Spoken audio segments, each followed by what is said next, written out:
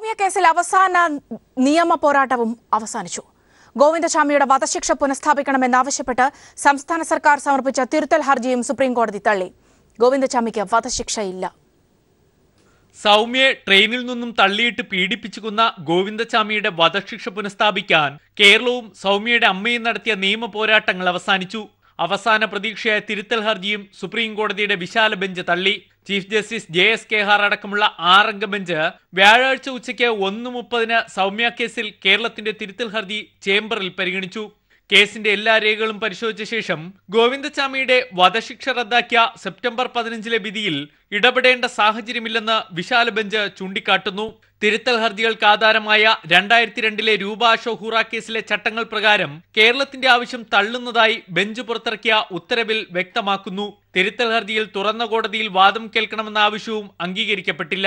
നേരത്തെ ഈ കേസിൽ പുനഃപരിശോധനാ ഹർജി തുറന്ന കോടതിയിൽ വാദം കേൾക്കവേ മുൻ ജസ്റ്റിസ് മാർക്കണ്ഡേയ ഗഡ്ജുവും ബെഞ്ചും തമ്മിലുള്ള തർക്കം സംസ്ഥാനത്തിന്റെ വാദം അംഗീകരിക്കുന്നതിനെ ബാധിച്ചെന്നും തിരുത്തൽ ഹർജിയിൽ സംസ്ഥാനം ചൂണ്ടിക്കാട്ടിയിരുന്നു. 2011 ഫെബ്രുവരി 1 ഷൊർണൂർ പാസഞ്ചർ ട്രെയിനിൽ വെച്ച് സൗമ്യ ആക്രമിക്കപ്പെട്ട് കൊല്ലപ്പെടുന്നു. തൃശൂർ വിചാരണ കോടതിയിൽ ആരംഭിച്ച നിയമ പോരാട്ടം 7 വർഷങ്ങൾക്ക് ശേഷം സുപ്രീം കോടതിയിൽ അവസാനിക്കുമ്പോഴും ഏറ്റവും വലിയ ക്രൂരത നടത്തിയ ഗോവിന്ദചാമിയുടെ വധശിക്ഷ മാത്രം അംഗീകരിക്കപ്പെട്ടില്ല. News bureau, Delhi. കോടതി വിധിയിൽ ദുഃഖമുണ്ടെന്നും നീതി കിട്ടുമെന്നാണ് പ്രതീക്ഷിച്ചിരുന്നതെന്നും സൗമ്യയുടെ അമ്മ സുമതി മാധ്യമങ്ങളോട് പറഞ്ഞു. നീതി കിട്ടാൻ ഇനിയും ഏതറ്റം വരെയും പോകുമെന്നും അമ്മ സുമതി അറിയിച്ചു. പക്ഷേ സുപ്രീം കോടതിയിൽ നിന്ന് നീതി കിട്ടുമെന്നാണ് എൻ്റെ വിശ്വാസം. നീതി കിട്ടാത്തതിൽ ഒരുപാട് ദുഃഖമുണ്ട്. ഇനി എന്താവുമെന്ന് എനിക്കറിയില്ല. ഒന്നും പറയാനും കിട്ടുന്നില്ല എനിക്കൊന്നും. എത്രയും വേഗം ഗോവിന്ദചാമി ചാവണമെന്ന് വിചാരിച്ച് കാത്തിരിക്കുന്നവളാണ് ഞാൻ. ഗോവിന്ദചാമിയുടെ മരണമാണ് ഞാൻ ആഗ്രഹിക്കുന്നതെന്ന്. എനിക്ക് നീതി കിട്ടുന്നവരെ ഞാൻ മുന്നോട്ട് പോകും. സൗമ്യ കേസിൽ സർക്കാർ ചെയ്യാവുന്നതെല്ലാം ചെയ്തിട്ടുണ്ടെന്ന് കോടിയേരി ബാലകൃഷ്ണൻ. ഗോവിന്ദചാമിയെ സുപ്രീംകോടതി വെറുതെ വിട്ടാലും സംസ്ഥാന സർക്കാർ വെറുതെ വിടില്ല. കേരളത്തിലെ ജയിലിൽ നിന്നും ഗോവിന്ദചാമി ഒരു കാലത്തും പുറത്തിറങ്ങില്ലെന്നും കോടിയേരി പറഞ്ഞു. ഒരു ഗവൺമെൻറ് ചെയ്യാൻ സാധിക്കുന്ന പരമാവധി കാര്യം നിയമപരമായിട്ടുള്ള ഇടപെടൽ സൗമ്യ കേസിൻ്റെ കാര്യത്തിൽ നടത്തിയിട്ടുണ്ട് എന്നാണ് വസ്തുത. ഏതായാലും LDF ഗവൺമെൻറ് അധികാരത്തിലിരിക്കുന്നിടത്തോളം കാലം ഗോവിന്ദചാമിക്ക് ജയിലിൽ നിന്ന് മോചനം ഉണ്ടാവുകയില്ല എന്ന കാര്യം ഇടതുപക്ഷ ഗവൺമെൻറ് ഉറപ്പിക്കും. മൂന്നാറിലെ വൻകിട കയ്യേറ്റക്കാരുടെ ഭൂമി തിരികെ പിടിക്കുമെന്ന് കോടിയേരി ബാലകൃഷ്ണൻ. പിടിച്ചെടുത്ത ഭൂമി ഭൂരഹിതർക്ക് വിതരണം ചെയ്യും. 1977 മുൻപ് ഭൂമി കയ്യേറിയവർക്ക് ഉപാധിരഹിത പട്ടയം നൽകുമെന്നും CPI-യുമായി നയപരമായ പ്രശ്നങ്ങളില്ലെന്നും കോടിയേരി വാർത്താസമ്മേളനത്തിൽ പറഞ്ഞു. മൂന്നാറിലെ ഭൂപ്രശ്നങ്ങളിൽ LDF-ന് ഏകോപിത നിലപാടുണ്ട്. അവിടുത്തെ വൻകിട കയ്യേറ്റക്കാരുടെ ഭൂമി സർക്കാർ തിരിച്ചുപിടിക്കണമെന്ന് CPI-എം സംസ്ഥാന സെക്രട്ടറി കോടിയേരി ബാലകൃഷ്ണൻ പറഞ്ഞു. ഇതിനായി കയ്യേറ്റ ഭൂമി വേർതിരിക്കണമെന്നും അദ്ദേഹം കൂട്ടിച്ചേർത്തു. വൻകിട കയ്യേറ്റം അതേതെല്ലാമാണെന്ന് കണ്ടെത്തി കയ്യേറ്റ ഭൂമി ഏതാണെന്നുള്ളത് നിശ്ചയിക്കണം. ആ കയ്യേറ്റ ഭൂമി ഇന്ന ഭൂമിയെല്ലാം കയ്യേറ്റ ഭൂമിയാണ് എന്ന് വ്യവസ്ഥപ്പെടുത്തി അത് ഓരോന്നും ഒഴിപ്പിക്കാനുള്ള നടപടിയാണ് സ്വീകരിക്കേണ്ടത്. അതിന് ജനങ്ങളുടെ പിന്തുണയും കിട്ടും. നല്ല ടൂറിസം സാധ്യത ഉപയോഗപ്പെടുത്താൻ കഴിയുന്ന വിധത്തിൽ ഉള്ള ഒരു ഇടപെടൽ ഗവൺമെൻറ് നടത്തണം. അതിനൊരു നിയമനിർമ്മാണം തന്നെ നടത്തി ഈ പ്രശ്നത്തിന് പരിഹാരം കാണും. വൻകിട തോട്ട ഉടമകൾക്കെതിരെ കർശനമായ നടപടി സ്വീകരിക്കും. പട്ടയ വിതരണത്തിന് തടസ്സം വരുത്താനാണ് ഇപ്പോഴത്തെ വിവാദങ്ങളുടെ ലക്ഷ്യം. മൂന്നാർ വിഷയത്തിൽ CPI-എം CPI ഭിന്നതയുണ്ടെന്ന് വരുത്തി തീർക്കാനാണ് ശ്രമം. എന്നാൽ നയപരമായ ഒരു അഭിപ്രായ വ്യത്യാസവും CPI-യും CPI-എമ്മും തമ്മിലില്ലെന്നും കോടിയേരി വ്യക്തമാക്കി. CPI-എം കയ്യേറ്റക്കാരുടെ ഭാഗത്താണ് എന്ന് വരുത്തി തീർക്കാൻ ചില മാധ്യമങ്ങൾ ശ്രമിക്കുന്നതായും കോടിയേരി കുറ്റപ്പെടുത്തി. പാർട്ടിയുടെ യശസ് ഉയർത്തിപ്പിടിക്കുന്ന അഭിപ്രായ പ്രകടനമായിരുന്നില്ല MM മണിയുടേത്. അതിന്റെ ഭാഗമായാണ് നടപടി. പാർട്ടി വിദ്യാഭ്യാസത്തിന്റെ ഭാഗമാണ് നടപടിയെന്നും കോടിയേരി തിരുവനന്തപുരത്ത് പ്രതികരിച്ചു. പാർട്ടിയുടെ യശസ്സിന് യോജിക്കുന്ന വിധത്തിലുള്ള അഭിപ്രായ പ്രകടനം മാത്രമേ നടത്താൻ പാടുള്ളൂ. അതിനനുയോജ്യമായ അഭിപ്രായമല്ല സഖാവ് MM മണി നടത്തിയത് എന്നതുകൊണ്ടാണ് സഖാവ് MM മണിയെ പരസ്യശാസനയ്ക്ക് വിധേയമാക്കാൻ പാർട്ടി സംസ്ഥാന കമ്മിറ്റി തീരുമാനിച്ചത്. അത് പാർട്ടി നേതാക്കന്മാരായിട്ടുള്ള മിക്ക ആളുകളും ശാസനക്കൊക്കെ വിധേയമായിട്ടുണ്ട്. സഖാവ് EMS മുഖ്യമന്ത്രിയായിരിക്കുമ്പോൾ EMS-നെ അച്ചടക്ക നടപടിക്ക് വിധേയമാക്കിയിട്ടില്ലേ? ആർക്കും സമരം ചെയ്യാനുള്ള അവകാശമുണ്ട്. സമരത്തിന്റെ ഭാവി തീരുമാനിക്കേണ്ടത് അവർ തന്നെയാണെന്നും പൊമ്പിളയൊരുമൈ സമരത്തെക്കുറിച്ചുള്ള പ്രതികരണത്തിൽ കോടിയേരി വ്യക്തമാക്കി. News bureau, Thiruvananthapuram. മൂന്നാറിൽ നടക്കുന്ന സമരത്തിനെതിരെ നാട്ടുകാരുടെ പ്രതിഷേധം ശക്തമാകുന്നു. പൌരസ്വാതന്ത്ര്യം ഹനിക്കുന്ന സമരം നിർത്തണമെന്നാവശ്യപ്പെട്ട് ജനകീയ സമിതിയുടെ നേതൃത്വത്തിൽ റോഡ് ഉപരോധിച്ച് പ്രതിഷേധിച്ചു. അതേസമയം ആരോഗ്യസ്ഥിതി വഷളായതിനെ തുടർന്ന് സമരക്കാരെ ആശുപത്രിയിലേക്ക് മാറ്റാനുള്ള ശ്രമം സമരക്കാരുടെ നിസ്സഹകരണത്തെ തുടർന്ന് നടന്നില്ല.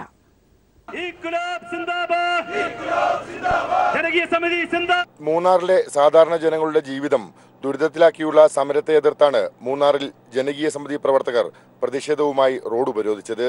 5 ദിവസമായി നടക്കുന്ന സമരം മൂലം മൂന്നാറിലെ ജനങ്ങളുടെ പൗരസ്വാതന്ത്ര്യമാണ് നഷ്ടമായിരിക്കുന്നതെന്ന് ജനകീയ സമിതി കുറ്റപ്പെടുത്തി.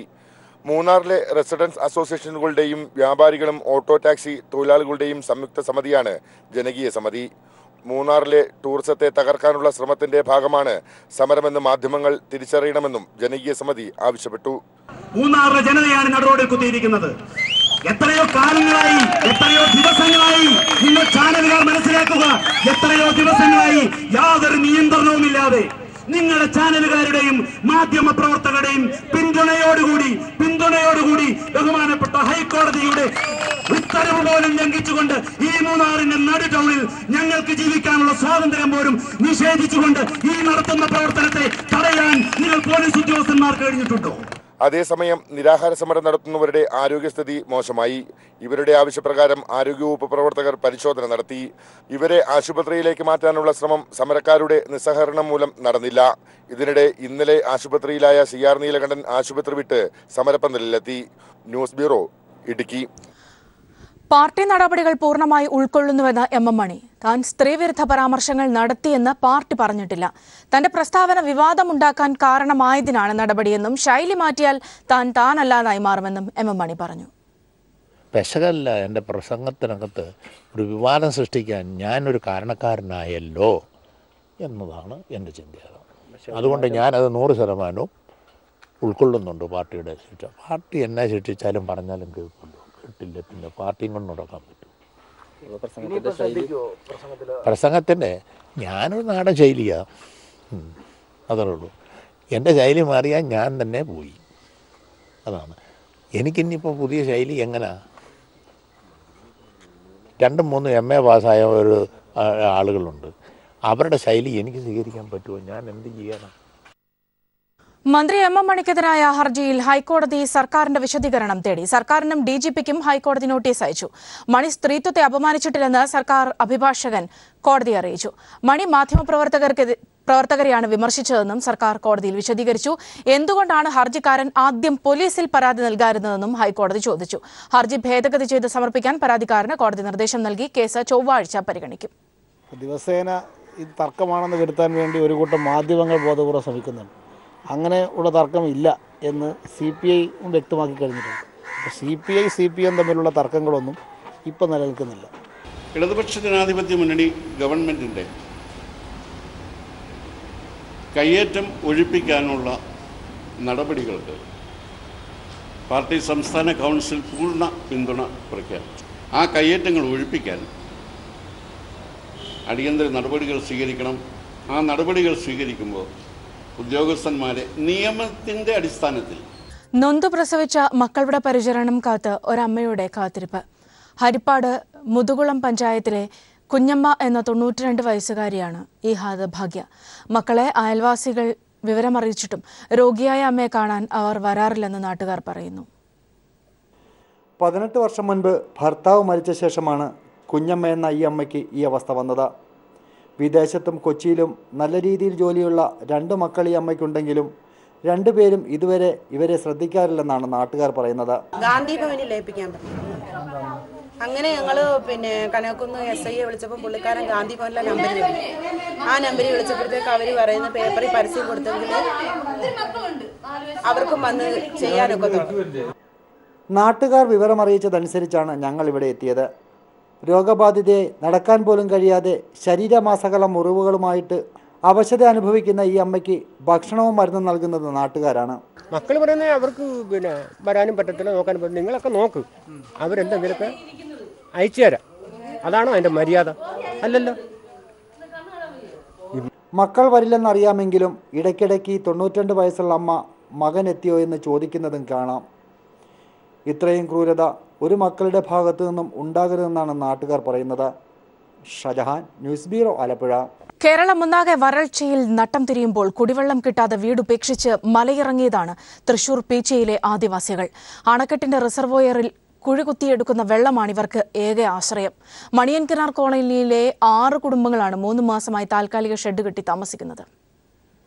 70ഓളം കുടുംബങ്ങൾ താമസിക്കുന്ന പീച്ചി മണിയൻകിണർ ആദിവാസി കോളനിയിൽ മാസങ്ങൾക്ക് മുമ്പേ കുടിവെള്ളം കിട്ടാക്കനിയായിരുന്നു. പഞ്ചായത്ത് അധികൃതർ ടാങ്കർ ലോറിയിൽ എത്തിക്കുന്ന വെള്ളം ദൈനംദിന ആവശ്യങ്ങൾക്ക് പോലും തികയാറില്ല. ക്ഷീരകർഷകർ കൂടിയായ ഇവർക്ക് കന്നുകാലികളെ പരിപാലിക്കാൻ സാധിക്കാതെ വന്നതോടെയാണ് 6 കുടുംബങ്ങൾ വീട് വിട്ട് അണക്കെട്ടിന് തീരത്തേക്ക് താമസം മാറിയത്. പ്രശ്നം എന്ന് വെച്ചാൽ ചൂട് കൂടുതലാണ്. ചൂട് കൂടുതലായതുകൊണ്ടാണ് ഇറങ്ങാൻ കാരണം. അല്ലെങ്കിൽ ഇപ്പം ഇറങ്ങാൻ പറ്റില്ല. കാരണം കിണറുകളിലുള്ള വെള്ളം വറ്റിപ്പോയി. വറ്റി പിന്നെ രക്ഷയില്ല. അപ്പോൾ നമുക്കും കുടിക്കണം, മൃഗങ്ങൾക്കും കുടിക്കണം. റിസർവോയറിൽ ആഴത്തിൽ കുഴികളെടുത്താണ് ഇവർ കുടിവെള്ളം ശേഖരിക്കുന്നത്. ജലനിരപ്പ് ഇനിയും താഴ്ന്നാൽ ഇവിടെ നിന്നും മാറിപ്പോകേണ്ടി വരുമോ എന്ന ആശങ്കയും ചെറുതല്ല.